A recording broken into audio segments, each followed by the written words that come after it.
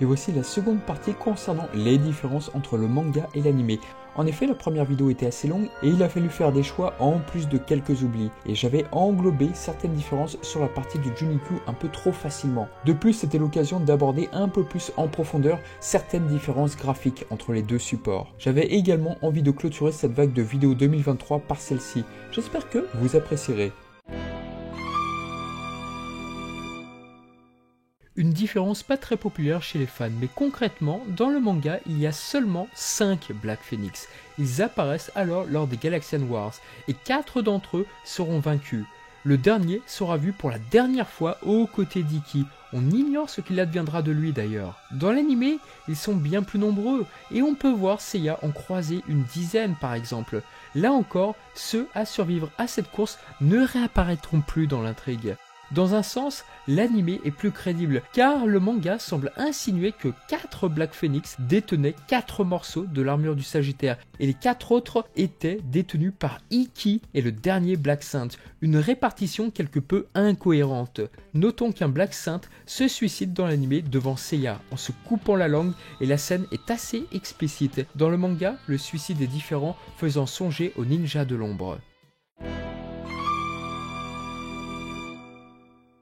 Une différence ma foi très flagrante dirons-nous. Masami Kurumada a établi des couleurs bien précises pour nos héros. Seiya est brun, ainsi que Shiryu. Yoga est blond et Shun a des cheveux châtains. Ikki quant à lui est brun également. Dans les années 90, les colorations étaient quelque peu flashy, notamment sur l'adaptation de Octonoken. Ainsi, Ikki détient là des cheveux bleus et ceux de Shun sont verts. Une manière de mieux souligner pour l'adaptation animée les différences autour des 5 héros. Quant à Saori, elle héritera de cheveux violets contre des cheveux châtains dans le manga. Quant au Gold Saint, les couleurs ne sont pas du tout les mêmes. Milo a des cheveux bleus alors que dans le manga il est blond, comme beaucoup d'ailleurs. Et surtout, Camus est roux dans le manga, une différence qui a nettement marqué les fans à l'époque sur ce personnage. Quant à Saga, il est blond en tant que gentil et brun lorsqu'il est manipulé par son lémur. L'anime le fera doter de cheveux bleus. Décidément, il y a beaucoup de protagonistes à détenir des cheveux de cette couleur dans l'anime, plus qu'on ne le croit d'ailleurs. Alors pourquoi y a-t-il autant de personnages à détenir des cheveux bleus dans l'adaptation animée de Saint Seiya? Tout simplement pour faire ressurgir les couleurs dorées des armures. Alors attention toutefois, Masami Kurumada reprendra sur quelques-unes de ses illustrations le choix de l'anime et Ikki apparaîtra sur certaines illustrations avec les cheveux bleus. Oui, je le dis assez souvent, mais Kurumada s'est souvent adapté à l'anime, chose qu'on peut affirmer dans ses courtes planches où il dessina Seiya, Saori et Thomas pour promouvoir le 5e film. À ce moment-là, Saori a les cheveux violets, tout comme dans l'anime. Il faudrait faire une vidéo entière pour lister toutes les différences, mais Kurumada a utilisé des couleurs assez réalistes, là où l'anime, lui, a opté pour des couleurs qui étaient dans le ton des séries de cette époque-là. Et de manière assez surprenante,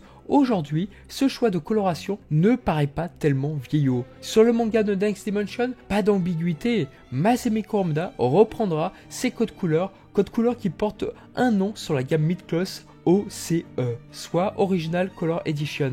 Cependant, une petite nuance, dans le chapitre Destiny, Isaac apparaît et il a les cheveux verts. Mais attention, le vert est différent de celui que nous verrons dans l'adaptation animée. Mine de rien, Masami Kurumada est l'exact contraire d'Akira Toriyama puisqu'il reprend beaucoup d'éléments de l'adaptation animée. Dans le manga et dès le tome 1, Seiya dispose de bandages sur les bras, chose qu'on peut retrouver dans Street Fighter par l'intermédiaire du personnage de Saga. Seiya porte régulièrement ses bandages sur ses bras, sauf lors de l'arc des Black Saints, puis dans ses combats contre les Silver Saints. Peut-être que Masami Kurumada a voulu tester ce que cela donnait sans. Yoga et Shiryu disposent également de bandages, mais au niveau de leurs poignets cette fois. Du coup, dans le manga, seuls ceux de Seiya sont visibles une fois l'armure portée. Dans l'arc de Poséidon, pour signifier que nos héros sont en convalescence, Yoga, Shun et Shiryu conservent des bandages au niveau des bras. Cela sera également le cas sur l'arc Hades. On peut donc dire que les compagnons de Seiya ont suivi ce mouvement. Du coup, pour l'adaptation animée, ce n'est pas vraiment le cas. Seiya dispose de bandages sur l'épisode 1 et également sur l'opening, et puis Tout ça se volatilise dès l'épisode 2. À l'instar des vêtements qui changent une fois les claws endossées, les bandages de Seiya disparaîtront par magie de manière quasi systématique. Et contrairement au manga, dans l'arc Poséidon, aucun bandage n'apparaîtra sur les bras de Seiya, pas plus que chez ses compagnons. Il faudra attendre en 2002 lors du revival pour que la Toei Animation fasse chemin arrière. Désormais, les bandages de Seiya seront en permanence visibles. Mais si cette modification est faite sur Seiya, cela ne sera pas le cas sur Shun, Ikki et Yoga. Étrangement, Shiryu échappera à cette suppression. Encore une autre différence flagrante dans le manga, il n'y a pas de nuance sur les armures ou presque. Si la clause de Pégase est bleue, alors elle le sera dans son intégralité. Même chose pour les 4 autres héros. Le cas le plus surprenant est la clause du phénix qui est rougeâtre dans le manga. Dans l'anime, il apparaît avec des variantes de couleurs, blanc, orange et rougeâtre. L'anime optera pour des couleurs assez différentes sur sa New Bronze Clause, puisque désormais, elle sera sur différentes nuances de bleu, mais au milieu avec une ceinture au motif rouge et un ornement à son casque orange. D'ailleurs, pour les New Bronze Clause, l'anime suivra le manga, puisque des personnages comme Seiya et Ikki auront nettement moins de code couleur. Sur les autres bronzes, c'est compliqué, cela dépend des illustrations. Par exemple, dans le Cosmos spécial, la clause du loup est violette, dans d'autres illustrations, elle est jaune. Alors, il est possible toutefois que les couleurs proposées dans le Cosmos spécial ne proviennent pas du studio de Masami Kurumada, mais ça embrouille pas mal du coup. Et bien sûr, et là c'est encore plus flagrant, ce sont les adversaires. Pour les Silver Saints, dans le manga, il n'y a pas de variation de couleur car ce sont des clauses d'argent. Ces clauses arborent donc toute une couleur argentée, ce qui ne sera pas du tout le cas dans l'adaptation animée. On constate qu'avec l'adaptation de Saint Show, l'animé recule et revient aux fondamentaux. Anecdote amusante, la couleur de l'armure d'Orphée est rose dans l'édition Kanzenban contre violet dans sa prépublication au Weekly Shonen Jump. Pour les Gold Claws, le coloriste effectuera plusieurs nuances pour cette classe si particulière. Même chose pour les Mariners. Je reviendrai plus tard sur les spectres. Lors de l'édition Kanzenban, Masami Kurumada reprendra de nombreuses couleurs de l'adaptation animée.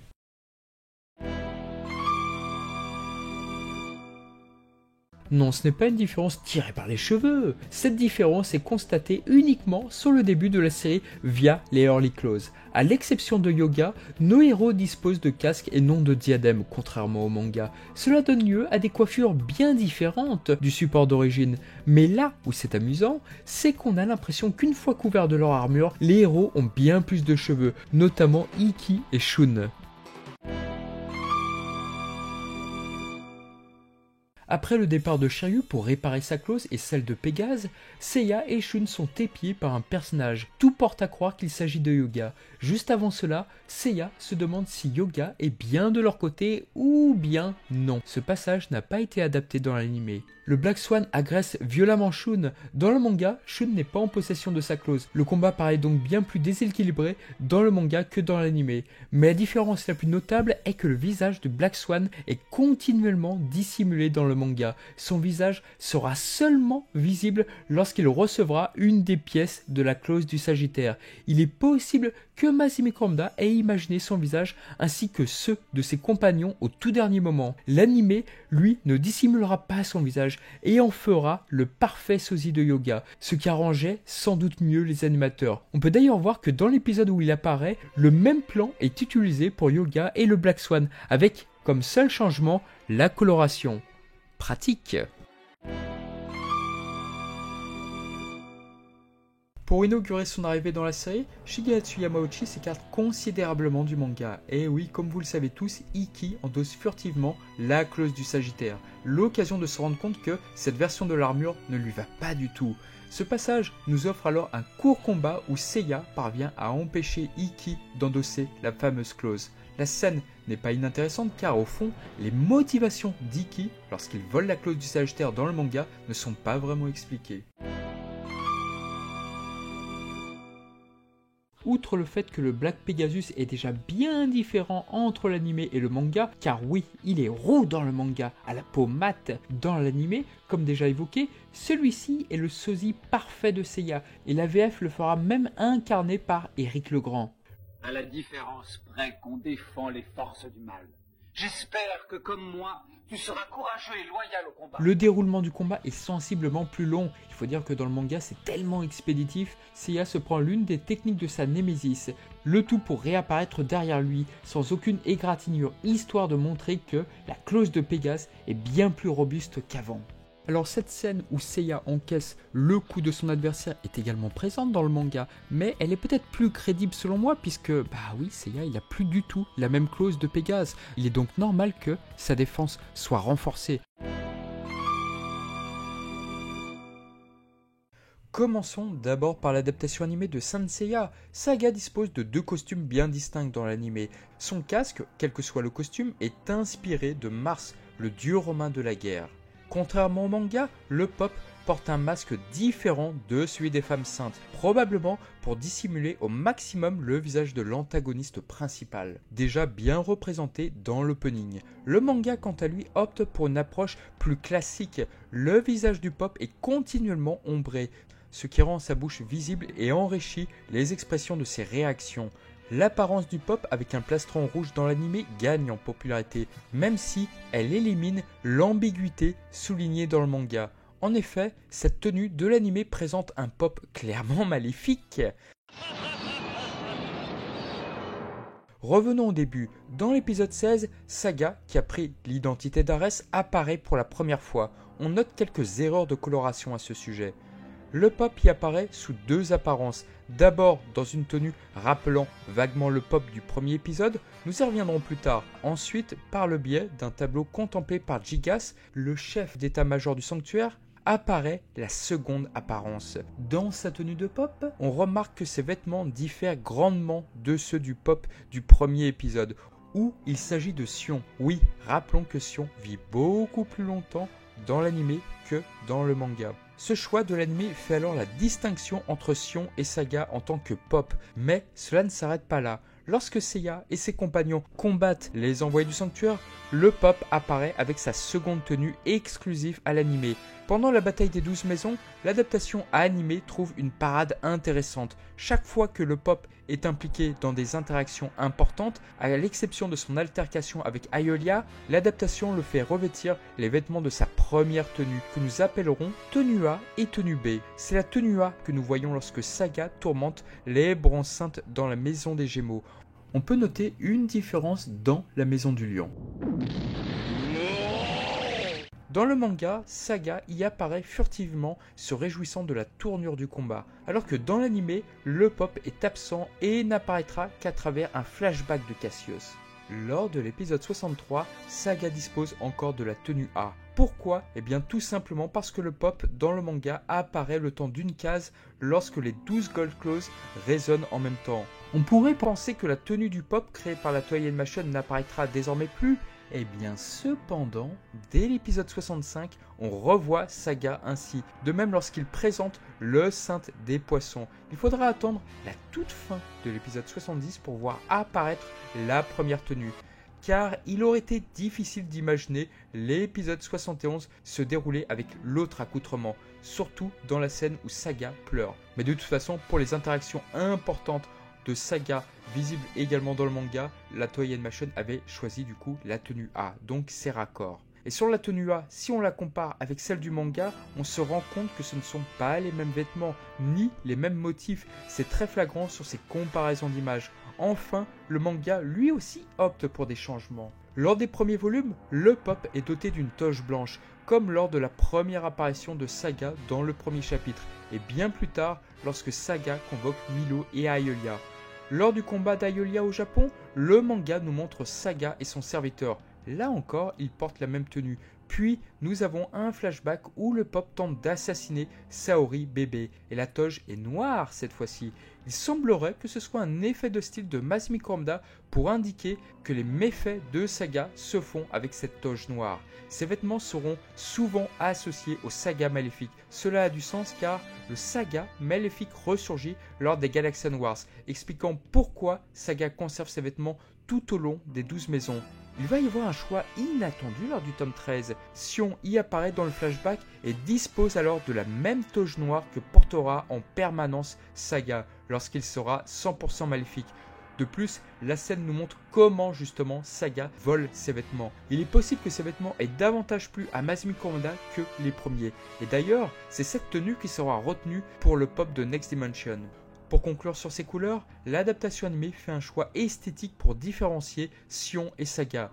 On le retrouve également à travers Saint Show ou encore le jeu Pachinko qui met en avant Sion avec, attention, la chronologie du manga. Et bien sûr, la mid-close de Sion en pop ou encore l'OAV numéro 3 du Mekai. En effet, lorsque Sion apparaît, sa tenue est blanche et son casque jaune. Il s'agit de sa tenue caractéristique. On remarquera que la première mid-close de Sion est proposée avec la toge noire du manga.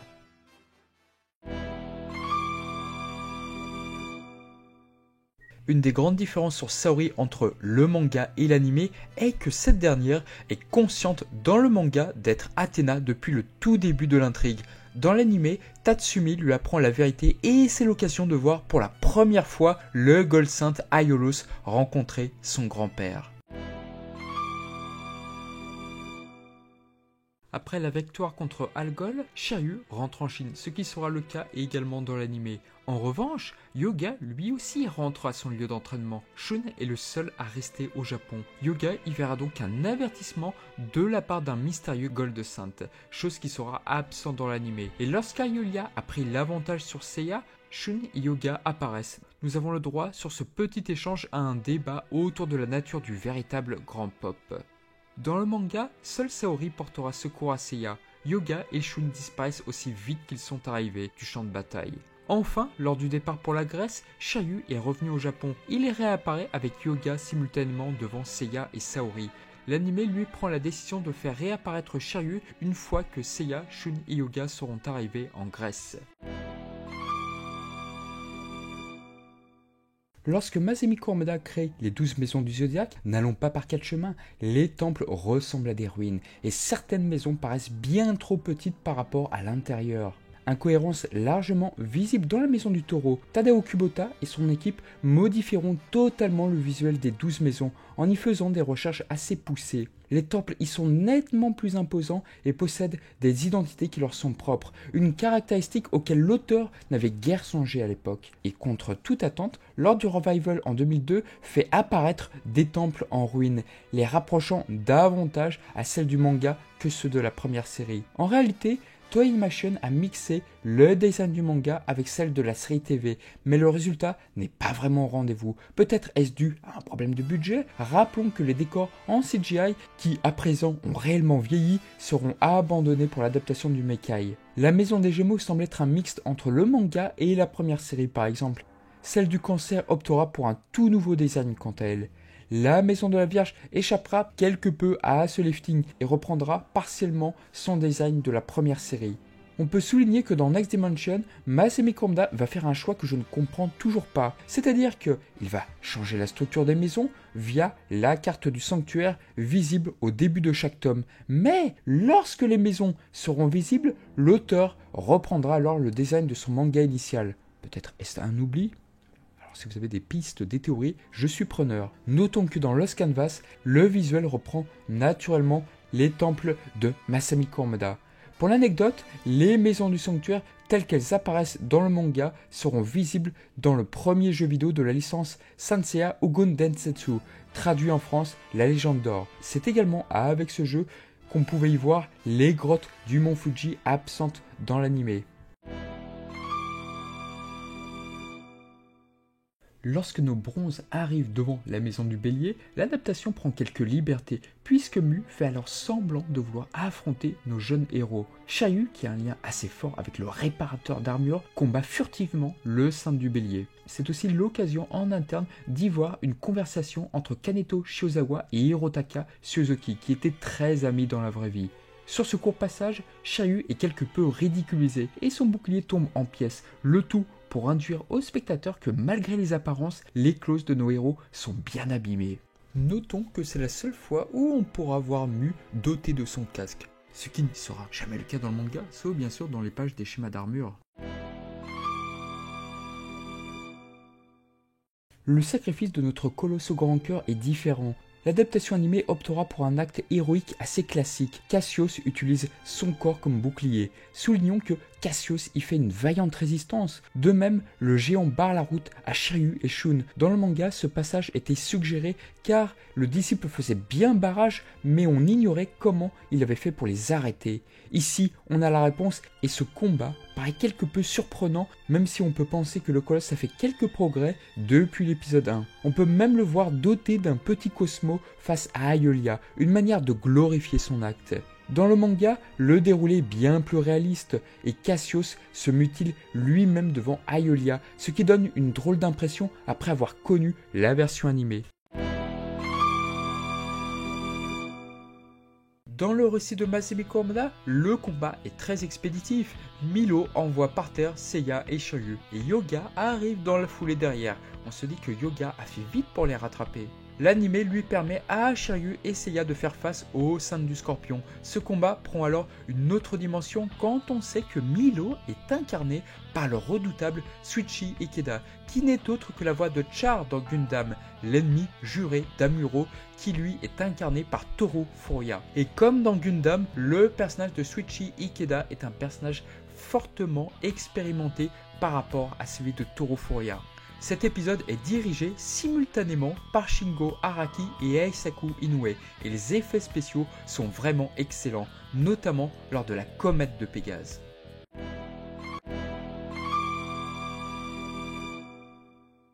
Alors malgré quelques décapitations impressionnantes lors des illusions du Phénix, Masami Kurumada laisse de manière systématique les corps vaincus intacts. Par exemple, le corps de Ox de la Gorgone est retrouvé. Nous y voyons des marques d'Excalibur, mais son corps n'est pas pour autant en plusieurs morceaux.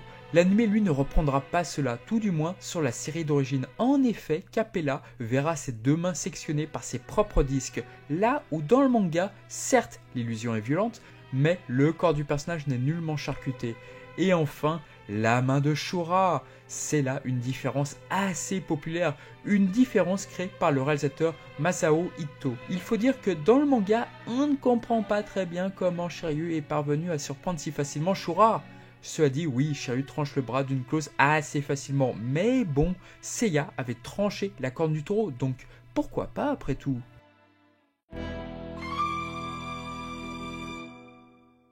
Pour les combats ultimes, tout du moins ceux au sanctuaire, Shiryu, Yoga et Shun ont le droit à des flashbacks dans le manga. Si celui de Shiryu est adapté sans se poser trop de questions, pour Yoga c'est beaucoup plus compliqué. Masami Kurumada élaborera brièvement 3 flashbacks. Le premier est révélé dans la maison du Scorpion. Cette scène où Camus guide son jeune disciple sera adaptée dans les OAV bien plus tard. Le second narre une scène d'entraînement où Camus explique à son disciple ce qu'est le zéro absolu. L'anime adaptera cette scène mais en remplaçant naturellement Camus par le Cristal Sainte. Et enfin, le troisième flashback lui montre un Yoga à bout qui est limite en train d'abandonner. Ce flashback n'a quant à lui jamais été adapté.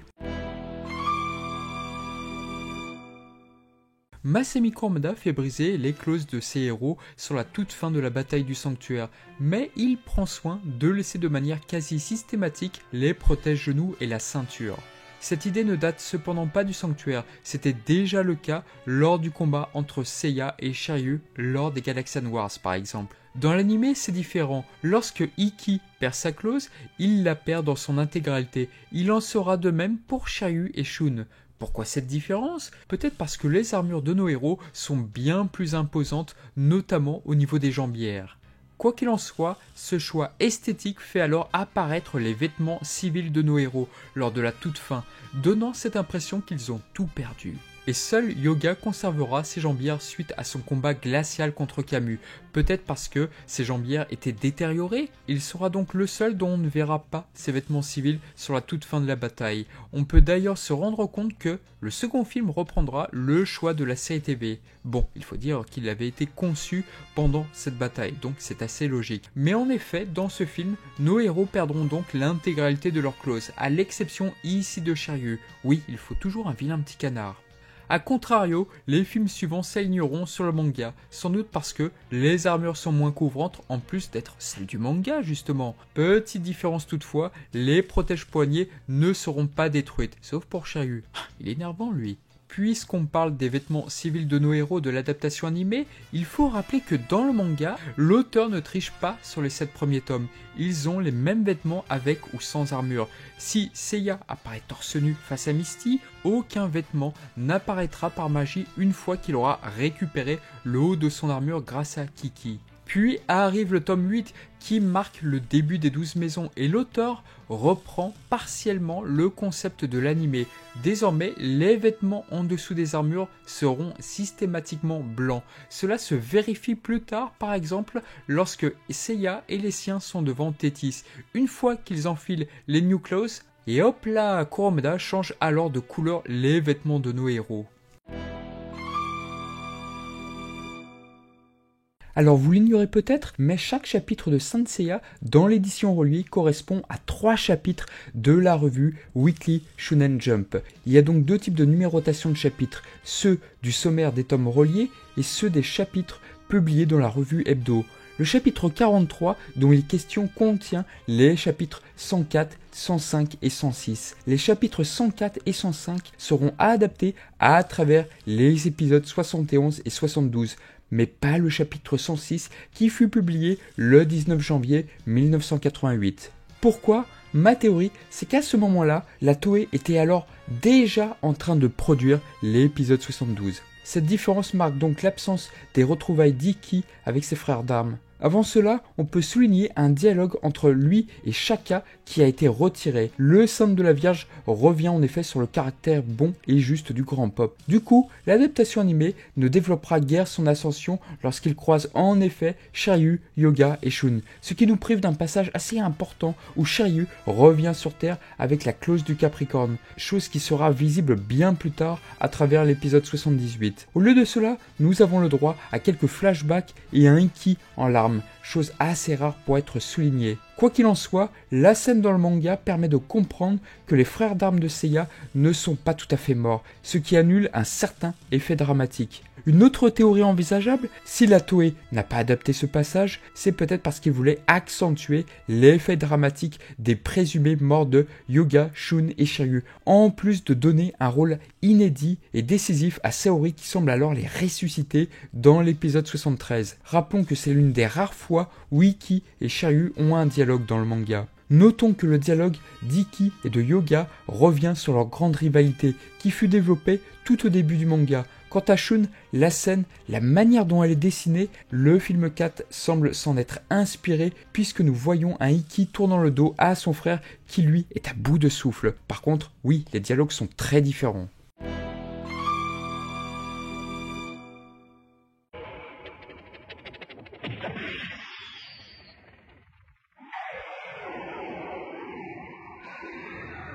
Dans l'épisode 71, après un dialogue entre Marine et Shaina, nous pouvons y voir Saga tuer Arès, le suppléant de Sion. La scène est expéditive et cela sera la première scène où on pouvait entrevoir le meurtre commis par Saga. L'épisode 73 revient brièvement sur ce meurtre via les explications de Doko. Il faudra attendre la récente adaptation Santiago, voire les vidéos du jeu Pachinko, pour y apercevoir la scène iconique du manga. En effet, Masami Kurumada prend son temps pour finaliser son manga et également pour dévoiler le passé obscur de Saga. La série animée avait alors rattrapé le manga et n'aura donc pas le loisir d'adapter cette partie hélas. On peut y voir alors les 2 grandes personnalités de l'époque chez les Gold Saints, à savoir Aiolos et Saga. Ce sont les saintes les plus âgées de leur classe. À ce moment-là, le grand pop choisit Aiolos comme successeur. Masami Kurumada fait alors insinuer que Saga était jaloux d'Aiolos. Il faudra attendre des décennies pour avoir le fin mot de l'affaire à travers les pages du manga Origin, depuis rattaché à la Final Edition qui paraît au Japon en ce moment même. Saga tue Sion en révélant simultanément son côté obscur, une scène absolument forte, voire culte chez de nombreux lecteurs, qui définit très bien la folie du personnage. Alors cas un peu spécial ici car on ne va pas revenir sur les différences mais sur les points communs. Lorsque la Toei Animation commanda un second film et que celui-ci devait s'orienter vers la mythologie nordique, Masami Kurumada élaborera un récit inédit, le chapitre Cygnus Story, dans lequel Yoga se heurte au mystérieux Blue Warrior. Ce court récit sortira simultanément avec le second film de la licence. lors du film et ensuite de la série Asgard, quelques personnages seront utilisés. Piotr, le père d'Alexer, dont le design a été repris sans barbe pour le personnage de Derbal, qui se révèle être pour le coup un antagoniste. Si Piotr est trompé par son fils, Hilda, qui semble avoir un rôle similaire, est également une victime manipulée par Poséidon.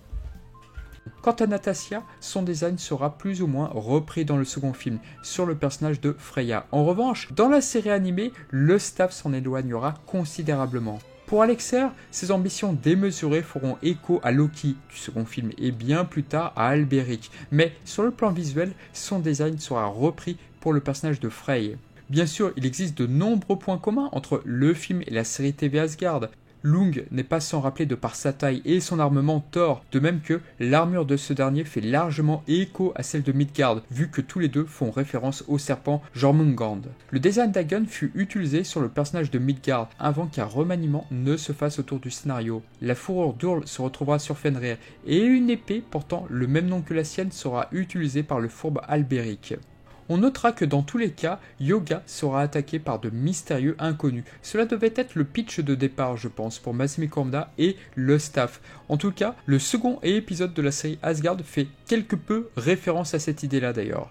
Ce qui est certain avec le récit des guerres saintes alias l'Hypermythe, eh bien avec Lost Canvas, on se dit qu'aujourd'hui, les God Warriors et les Blue Warriors ne peuvent coexister dans une même intrigue ou dans une même timeline, les deux patries étant situées a priori au même endroit et pour des raisons totalement différentes. Bref, je ne pense pas qu'un jour on verra une intrigue se focalisant sur les Blue Warriors et simultanément sur le royaume d'Asgard. Alors, les différences sont minimes, mais il y en a. La différence qui met tout le monde d'accord, ce sont les protections des pieds qui sont intégrales dans l'anime, contrairement au manga. La ceinture d'Ikki est différente, et dans l'un des deux cas, il aura du mal à s'asseoir. Et comme indiqué sur sa vidéo, eh bien, il détient 4 queues de phénix dans le manga contre 3 dans l'anime. Alors, tout du moins, jusqu'à l'arc Hades où le manga va s'adapter à l'anime. Les motifs des genouillères de Yoga ne sont pas identiques sur les deux supports. Même chose sur le casque du dragon au niveau des pointes. Et enfin, le motif qui orne la ceinture de Pégase est un chouïa différent.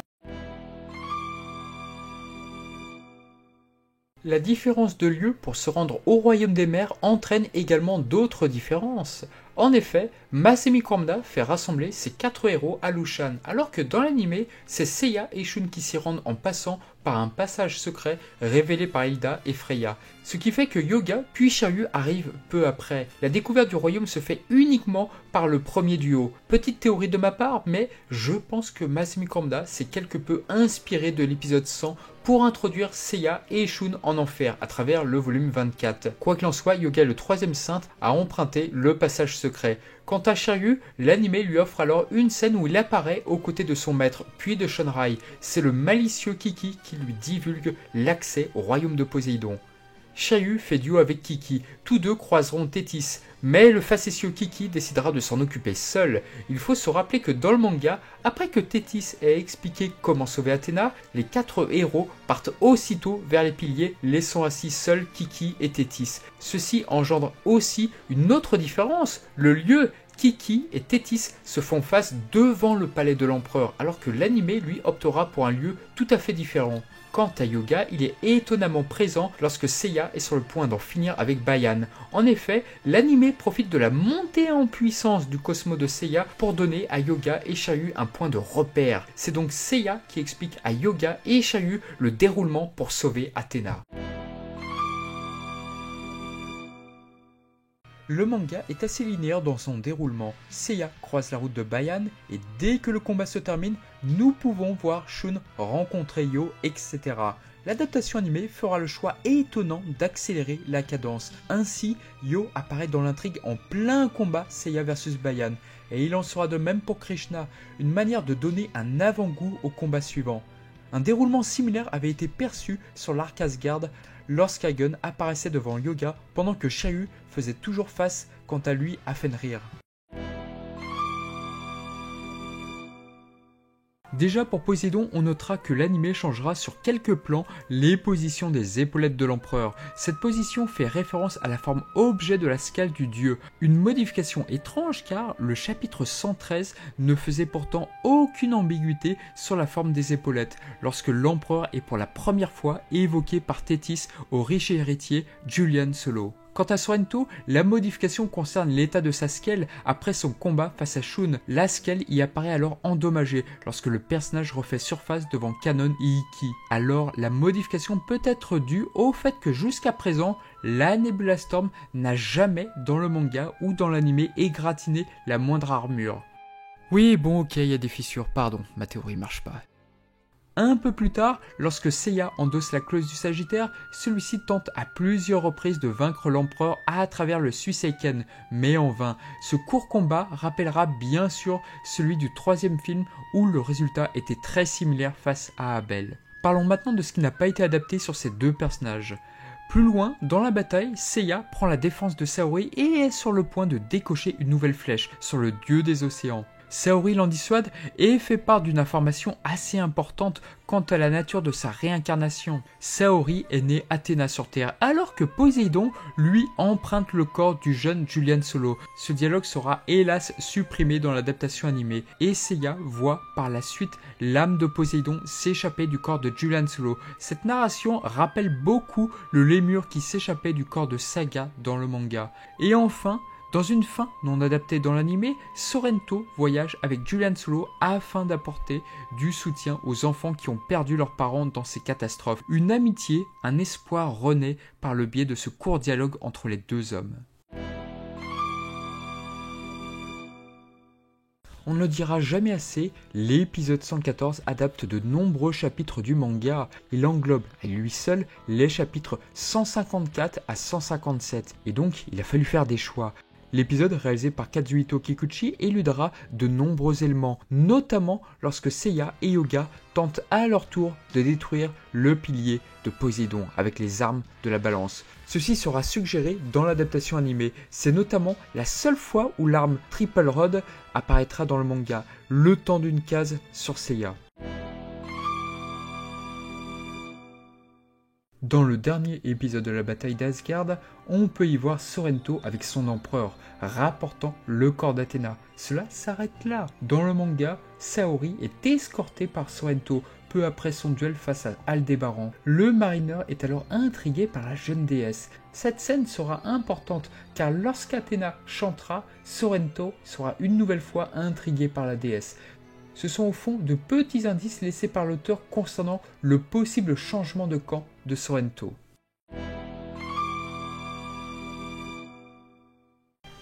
Il y a une règle non écrite dans l'adaptation animée, que ce soit dans l'arc Asgard ou Poséidon, Jabu et les siens sont présents dans le premier épisode. Dans le chapitre Hades, Kurumada reprendra cette idée puisque Nachi et Ichi sont visibles dans le premier chapitre de cet arc, ce qui fait grandement plaisir vu leur peu de temps de présence dans le récit. C'est l'occasion de voir Nachi dans le feu de l'action, et Ichi se révélera bien plus sensible concernant l'état d'Athéna. Ils se heurteront à des morts-vivants et seront sauvés par Jabu. Dans le journal de bord de Kunitsujita, traduit à l'époque par le site Burning Blood, il semblait indiquer qu'une scène de l'OAV2 aurait été zappée avec China, Nachi, Ichi et Jabu. Elle se retrouvera dans la version finale de cet épisode, donc tout va bien. On pensait que le passage où Jabu avait son heure de gloire serait également de la partie, mais hélas non, cela ne sera pas le cas. Et oui, Bandai Visual, pour promouvoir la sortie DVD des OAV, avait fait rajouter des scènes supplémentaires. Ces courtes scènes sont naturellement absentes lors de la diffusion des OAV sur la chaîne Sky Perfect. Bref, tout ça pour dire que l'espoir était permis pour Jabu. Quoi qu'il en soit, le revival de 2002 ne pouvait malheureusement pas commencer par des personnages si tertiaires à l'intrigue. Et je le déplore grandement car l'interaction de Jabu faisait largement plaisir. Les OAV se rattraperont plus tard puisque nous y verrons Jabu et les siens protégeant Seika de Thanatos. Là encore, on a cru que ce passage apparaîtrait dans les scènes supplémentaires des DVD japonais. Mais que nenni, Seiya y affronte le saint du cancer. Et pour prendre un net avantage sur celui-ci, Seiya utilise cette technique si rare. Notons qu'il a vaincu jusqu'à présent 3 personnages avec Misty du lézard, Moses, mais uniquement dans le manga, et Loki dans le second film, bien que la technique soit réalisée, mais d'une toute autre façon. Dans le manga, on ne se pose pas trop de questions, ils sont noirs pour créer une opposition encore plus affirmée envers les Gold Saints.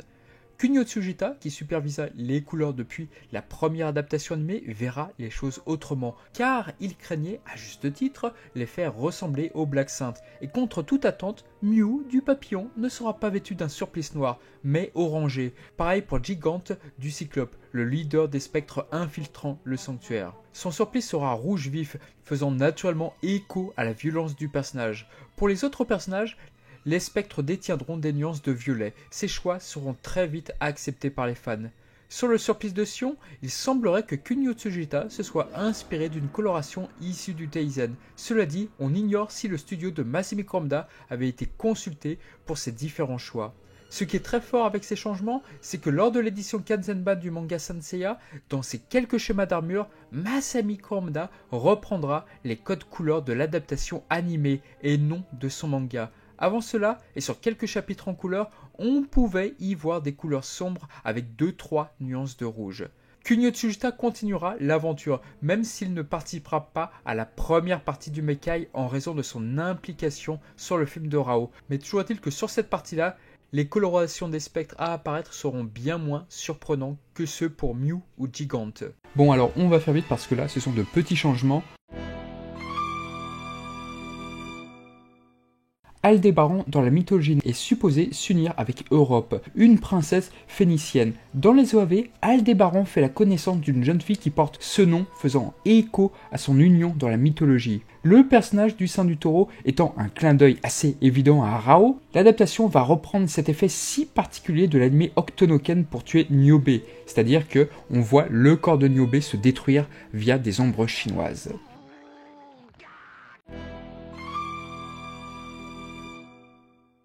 Dans le manga, on sait uniquement que ce personnage dispose d'un punch ravageur. C'est lorsqu'il cogne sévèrement Mew qui fanfaronnait devant lui, mais celui-ci était à ce moment-là paralysé par Mew du papillon. Dans les OAV, Seiya, qui a le droit à beaucoup plus d'interactions, rejoint Mew, et en pensant le sauver, il se heurte à Gigante. Ce court combat permet d'établir à quel point ce spectre est bien plus dangereux que l'image qu'on avait de lui dans le manga. Un très bon rajout, je dois dire.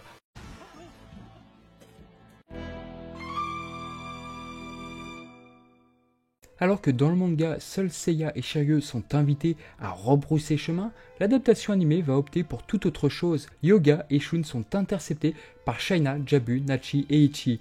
Les ordres d'Athéna sont clairs, nos héros ne doivent en aucun cas participer à cette guerre. Face à la détermination de nos héros, Shaina renonce à l'idée.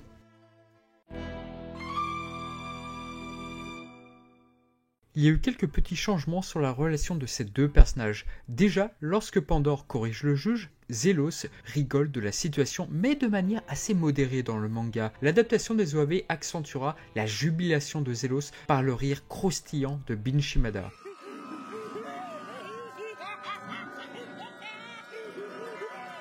Mais outre cet ajout, avant cela, une scène sur les deux personnages a été supprimée, durant laquelle Rhadamante demande à Zelos s'il a des nouvelles des spectres envoyés au sanctuaire. À ce moment-là, le spectre de la Wyvern apprend que Papillon est déjà sur place. Le mangaka utilise alors ce procédé assez classique pour mettre en valeur le danger que représente ce mystérieux spectre, en indiquant ni plus ni moins que Papillon est en mesure à lui seul de venir à bout des Gold Saints.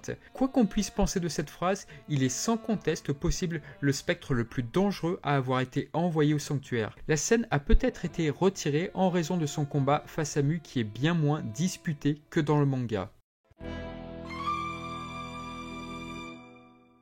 Seiya étant dans les parages, le combat face à Mew est hélas très différent par rapport au support d'origine, puisque c'est le saint de Pégase qui fait les frais de la grande puissance du spectre, du papillon. Le déroulement du combat est hélas beaucoup trop expéditif et le saint du bélier remporte bien trop facilement le combat en comparaison avec le manga. D'ailleurs, fait intéressant dans le manga, le combat entre Mew et Mew est quasiment aussi long que les combats qui opposa les bronzes saintes face aux gold saintes lors de la marche du sanctuaire. Les spectres sont quelque peu malchanceux sur l'adaptation de Junikyu, car le duel de Raimi est lui aussi raccourci. Le manga insistait terriblement sur la puissance de frappe de ses tentacules. Ici, Aeolia se reprend très vite et terrasse rapidement le spectre du ver de terre.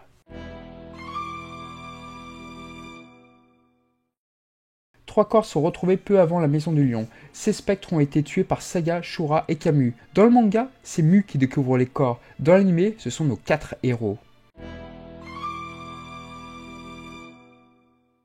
Lors de l'Athena Exclamation, rappelons que Seiya, Shiryu, Yoga et Shun s'interposeront dans les OAV, alors que dans le manga, la confrontation est déjouée par Shiryu seul. Seiya est sonné et fait alors un rêve.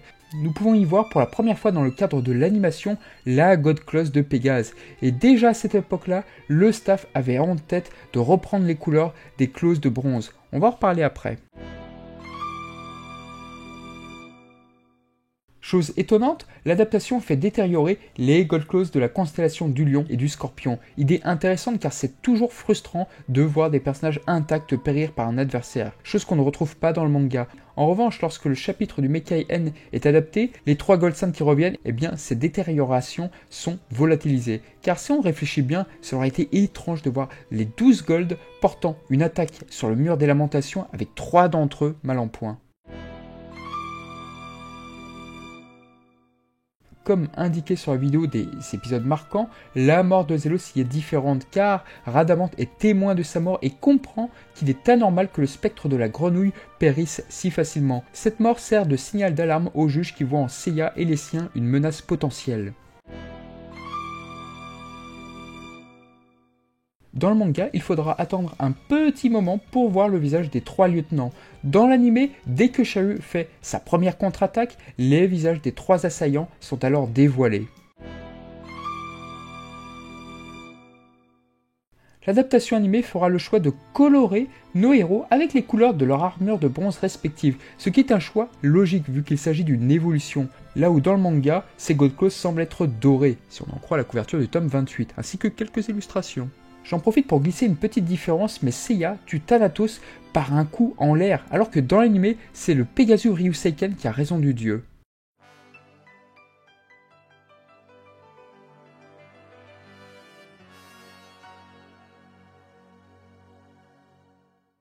Voilà, j'espère que vous aurez aimé cette vidéo. Je pense ainsi que le gros a été à présent effectué. Toutefois, il ne me paraissait guère possible de pouvoir m'étendre sur les nombreux dialogues qui ont été remaniés lors de l'adaptation animée. Un grand merci à David Fournier alias Saint Alpha Zero de Senseiyapedia pour son aide sur la partie du grand pop, ainsi qu'à Time, Bilal, Nicolas pour leur correction. Concernant la vidéo de Seiji Koyama, elle avance, mais pas si rapidement que prévu. Je ferai tout mon possible pour que la prochaine vidéo à sortir soit celle-ci. Pour le reste, ma vie va quelque peu évoluer en 2024 et je ne pense pas que je pourrais faire davantage de vidéos que celle-ci. À voir, mais honnêtement, je ne suis pas sûr de moi. Voilà, en tous les cas, prenez soin de vous, passez de très bonnes fêtes de fin d'année et merci encore d'avoir suivi la chaîne Nébulaire. Salut!